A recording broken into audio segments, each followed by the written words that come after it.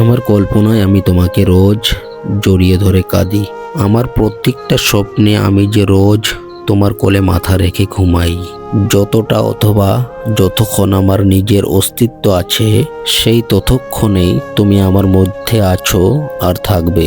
তাই তুমি আমার মনের অর্ধেকটা না, পরিপূর্ণ সম্পূর্ণ অনুভূতিতে শুধু তোমারই অধিকার।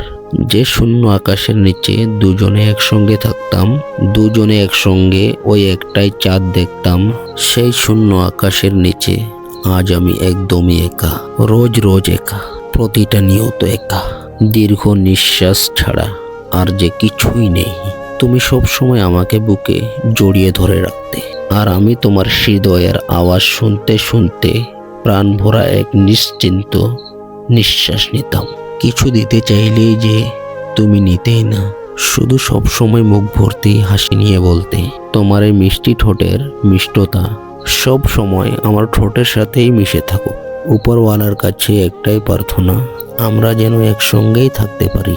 আর যে আমার কিছুই চাই না, জীবনে সব কিছুরে কম বেশি হোক অন্তত একটু আওয়াজ আছে। সব কিছুর পর্যাপ্ত একটা সীমাও আছে, কিন্তু মানসিক যন্ত্রণার কোনোরকম কোনো আওয়াজ তো হয় না, উল্টে একটা হাসি খুশি মানুষের আনন্দের আওয়াজটুকু কেড়ে নেয়। মানসিক যন্ত্রণা রোজ বড় হয়, প্রতিটা নিঃশ্বাসে বড় হয়, এর কোনো সীমা হয় না। তুমি বলতে নাকি আমার ধৈর্য কম, এক বেলাটুকুও তোমাকে ছাড়া থাকতে পারবো না। দেখো আজকে আমার কি সত্যি ধৈর্য কম? 1 বছরও নয়, 2 বছরও নয়, কত সূর্য উঠলো আর অস্ত গেল, তুমি নেই, কোথাও নেই, এক মুহূর্তের জন্যও নেই। শুধুমাত্র এক বেলা কথা না হলেই তুমি গাল ফুরিয়ে এক রাশ অভিমান করে বসে থাকতে, আর আমার সেই অভিমান ভাঙতে 2 দিন সময় লাগতো। তারপর আদরে আল্লাতে হয়ে কাছে এসে বলতে, তুমি আমার উপর কখনো রেগে যাবে না তো? কখনো আমাকে বকবে না তো?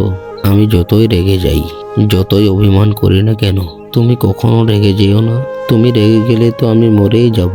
আমি তারপর মাথায় হাত বুলিয়ে বলতাম, কি কথা দেখো, এমন কথা বলে না বাবা, এমন কথা একদম মুখে আনবে না, তুমি তো আমার আদরের একটা।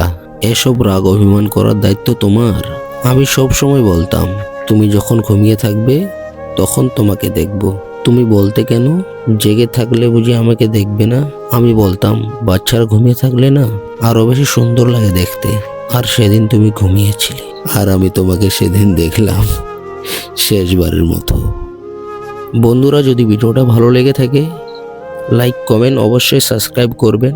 আমি বলছি আখিরুল, আপনারা দেখছেন উজানি মুন্ডা আখিরুল। ধন্যবাদ।